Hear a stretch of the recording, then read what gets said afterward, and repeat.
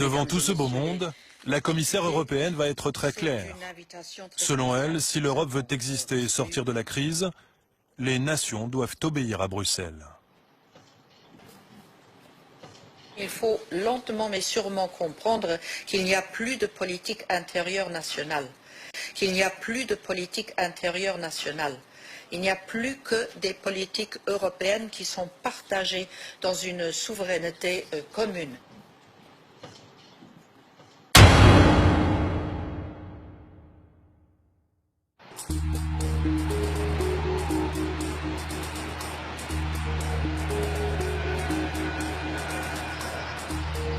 Bruxelles, toujours, quelques jours plus tard.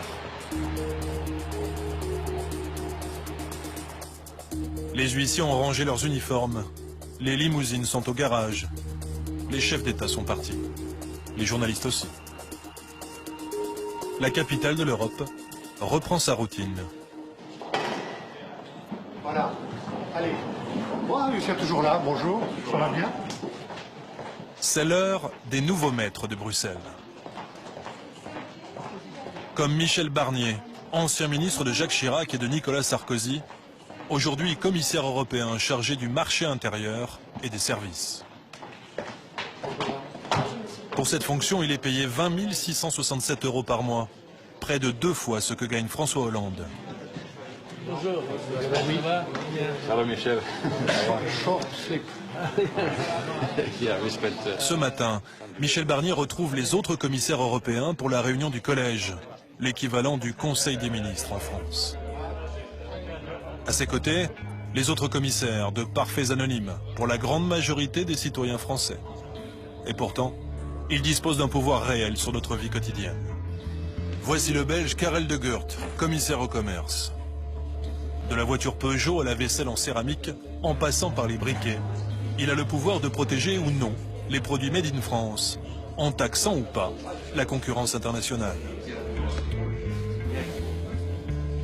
L'Espagnol Joaquim Almunia, très redouté, car il traque les aides publiques illégales, autant que les monopoles des multinationales. À son palmarès, des millions d'euros d'amende infligés à la France, mais aussi à de grandes entreprises comme Microsoft. La luxembourgeoise Viviane Reding, commissaire à la justice, vice-présidente de la Commission. Elle est à l'origine, entre autres, d'un projet de réforme de la garde à vue en France.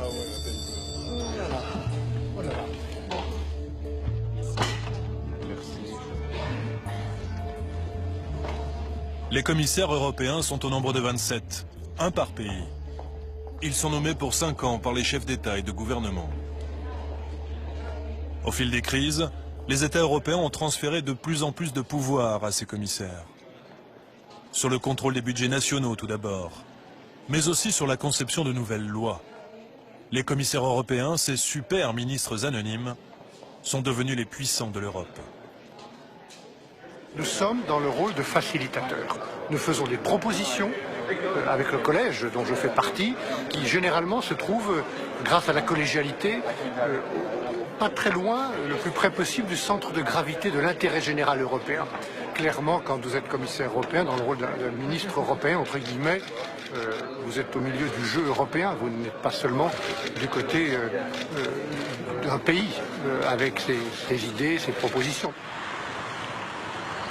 Signe de cette révolution invisible, le voyage de la luxembourgeoise Viviane Reding, vice-présidente de la Commission européenne, il y a quelques mois à Paris. Les premiers orateurs des groupes pourront interroger nos invités.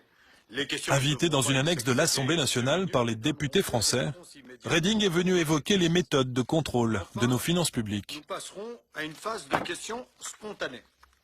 La rencontre est dirigée par Claude Barthelone, le président de l'Assemblée nationale. Sont présents Pierre Moscovici, ministre de l'économie, et Bernard Cazeneuve, alors en charge des affaires européennes. La parole est maintenant à Madame Viviane Reding, vice-présidente de la Commission européenne. Devant tout ce beau monde, la commissaire européenne va être très claire. Selon elle, si l'Europe veut exister et sortir de la crise, les nations doivent obéir à Bruxelles.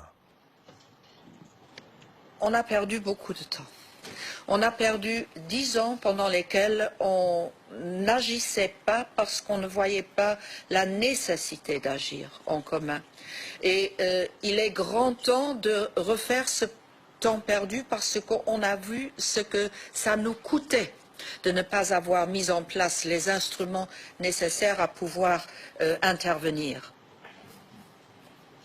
Il faut lentement mais sûrement comprendre qu'il n'y a plus de politique intérieure nationale.